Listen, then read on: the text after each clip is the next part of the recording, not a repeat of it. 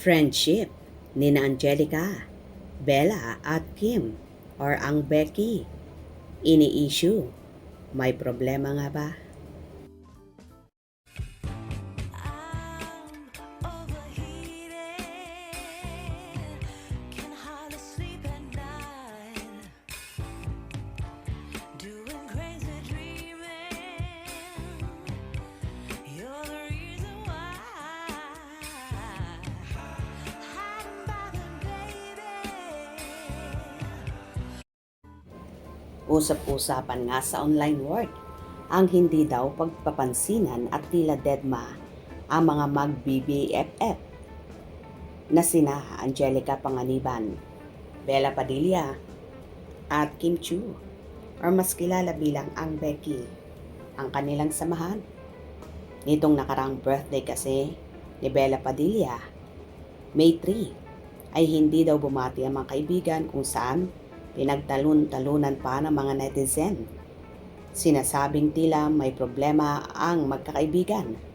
Ang ilan ay sinasabing may kaugnayan daw ito sa ex-nobyo ni Kimi na si Gerald Anderson, kung saan ngayon ay katrabaho ni Bella sa series na Blood vs. Duty.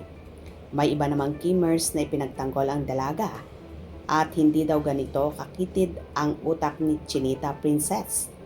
Pareho na daw silang nakamove on ni Gerald.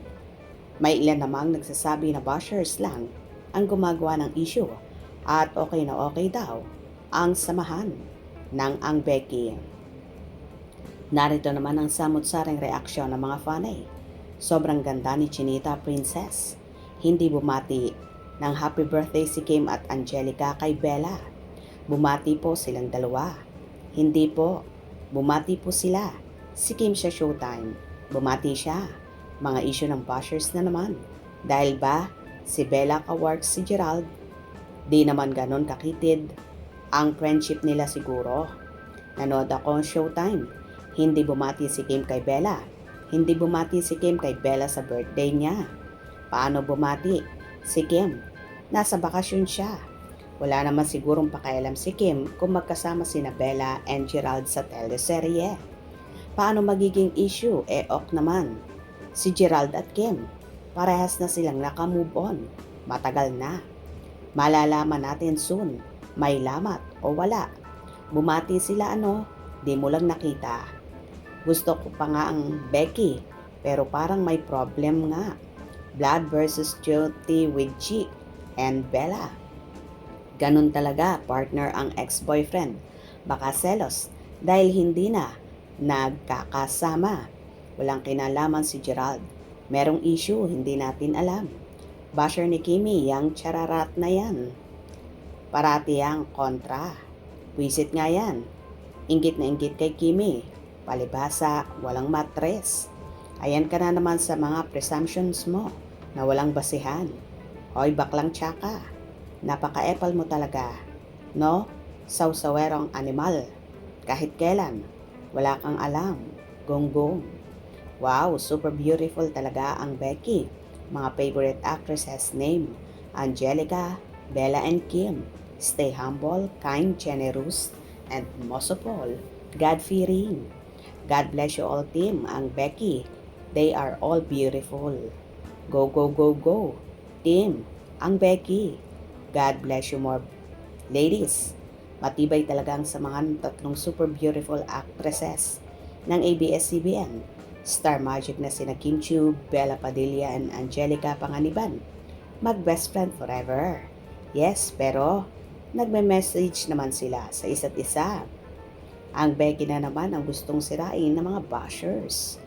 Mag-best friend sila. No any problem, inggit lang kayo kasi wala kayong friends na ganyan.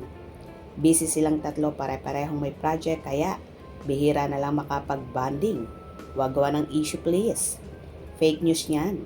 Kahit bumati sa birthday, wala. Birthday ni Bella May 3. Kahit busy sila, every year sila bumabati sa isa't isa. Baka bumati naman. Baka tumawag o nag-message or nag-send ng birthday present. Di naman kasi kailangan na lahat i-post o ipubliko. Nasa maayos lang ang Becky. Abangan na lang natin yan. It's not about Gerald. Maybe it's about friendship, trusting issue. Dapat kasi kung ano ang pinagkatiwala ng kaibigan mo sa'yo, huwag ipagsasabi sa publiko. Parang tita si Kim ni Bella at Angelica. Ano ba yan? O di ba? Kaloka. At tila ang samahan nga ni na Kim, Bella at Angelica ang pinupunterya ng mga bashers at pinipilit sirain at gawa ng issue. Kayo ba naniniwala na may issue ang Becky? Hope you enjoyed. Please subscribe for more info.